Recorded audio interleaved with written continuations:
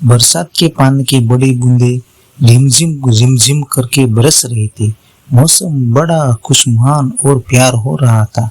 पानी की फुहारें मानो ठंडी ठंडी हवाओं के साथ मन को रिझर रही थी। उसने देखकर लग रहा था कि जैसे मन की सारी मुरादें पूरी होने वाली है। अनिल सुनील को स्नेहा के प्यार को सोलिन की मां ने कबूल कर लिया था। सुनील एक हाईटेक कंपनी में मैनेजर था और स्नेहा उसकी जूनियर साथी। काम करते करते न जाने कब दोनों के दिल में तार जुड़ गए और दोस्ती साह में बदल गई। सुनील ने पिताजी के उसके बचपन में ही गुजर गए थे।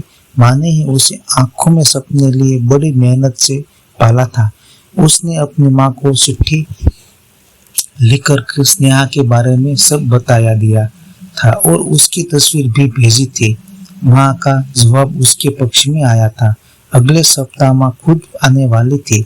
अपनी होने वाली बहू से मिलने ऑफिस से आने के बाद सुनील ने जल्दी से स्नेहा को अपने केबिन में बुलाया।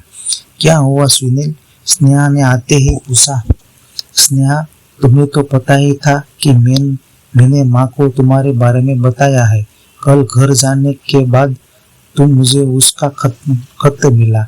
सुनील ने उदास होकर कहा। क्या लिखा था उस खत में और तुम्हें इतने उदास क्यों हो? स्नेहा ने घबराते हुए पूछा। बात ही ऐसी है स्नेहा, माँ ने हमेशा के लिए तुम्हारे मेरे पल्ले बांधने का फैसला चुनाया है। सुनील ने बड़ी गंभीरता से अपनी बात पूरी की। सुनील ने यह बात इतनी ज्यादा गंभीरता से नहीं थी कि पहले तो स्नेहा समन की पर जब सन तो उसका चेहरा खुशी से खिल उठा। स्नेहा, जब तो माँ ने भी कहा हर कर दी तो तुम्हें भी अपने घर वालों से बात कर लेनी चाहिए। मैं वापस आने के बाद उससे मिलता हूँ। तुम यह जानती हो ना कि आज राम मुझे दूर के लिए निकलना है और उससे पहले अपने काम जल्दी से निपटाने में है। जब तुम आओ। सुनील ने कहा। से गरीब भगवान है उससे कहा। स्नेहा भी सुनील को रेलवे स्टेशन तक छोड़ने साथ गई। आते समय वो रास्ते पर सोचती रही, शायद सुनील ही उसके लिए बना है, वरना 3 बार पक्की हुई उसकी शादी टूटती नहीं। लेकिन इस बार उसे किसी तरह की अनहोनी का डर नहीं था। उसका प्यार, उसका सुनील जो उसके साथ था। पापा और मम्मी से किस तरह बात करे, इस बारे में स्नेहा सोचती रही। उसकी छोटी बहन की शादी हो चुकी थी। छोटे भाई ने भी अपनी पत्नी के साथ दूसरी जगह बसा लिया था। जब अगर उसकी शादी भी हो गई तो मम्मी पापा अकेले रहेंगे या भाई के पास वह सम नहीं पा रही थी। उसे कुछ पुराने दिन याद आ गए। उस दिनों से स्नेहा घर में अकेली कमाने वाली थी।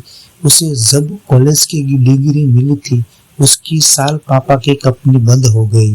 वे सालों से उसकी कंपनी में काम कर रहे थे। यह सदमा बर्दाश्त नहीं कर सके। वे दिन भर कमरे की छत को ताकते घर में पड़े रहते। उस समय स्नेहा के दोनों भाई बहन छोटे से स्नेहा से आगे बढ़कर जिम्मेदारी ली। उसके एक नौकरी पकड़ ली। धीरे धीरे सब ठीक हो गया। स्नेहा घर की कमाने वाली अकेली सदस्य थी। जाहिर था कि हर बात उसके पूछकर ही की जाती, लिहाजा वह घर एक हालात ठीक करके लिए जिजान से छूट गई। समय बीतता गया। उसके भाई बहन बड़े हो गए। मम्मी ने स्नेहा से सलाह मशवरा करके छोटी बेटी की शादी सीधे साधे अभय से कर दी। पहले तो स्नेहा ने कभी इस बार पर गौर नहीं किया, लेकिन जब उसकी छोटी बहन पर आती और अपने पिता और ससुराल वालों के गुण गाती तो स्नेहा को भी शादी करने की चाहत होती। एक दिन स्नेहा ने शर्माते हुए मम्मी से बात छेड़ी। पापा पीछे खड़े होकर सब सुन रहे थे।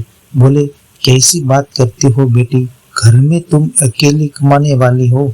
अभी तो तुम्हारा भाई पढ़ रहा है। तुम शादी करके चली जाओगी तो हमारा सहारा चला जाएगा।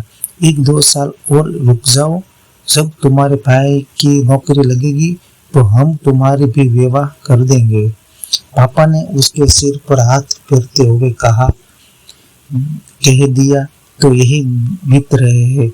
मौसम बदलते रहे, बहारें तो आई, लेकिन स्नेहा की जिंदगी में नहीं, बल्कि भाई की जिंदगी में। हालात ने अजीब की करवट ली। घर में रहने वाले पैसों की तंगी के चलते भाई अलग रहना चाहता था। जिस दिन उसे पहली तनख्वाह मिली, उससे मम्मी के सामने एक लड़की लाकर खड़ी कर दी और बोला, मम्मी, यह है तुम्हारी होने वाली बहू। मैं अपनी नौकरी लगने तक रुका था। मैं दीदी पर एक और बोझ नहीं डालना चाहता था। हम दोनों अलग महीने के कोर्ट मैरिज कर रहे हैं।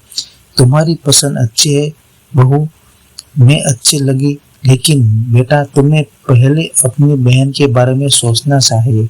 उसकी भी तो उम्र हो रही है। पहले उसके साथ पीले रंग हाथ पीले कर दे, बाद में तुम्हारी शादी।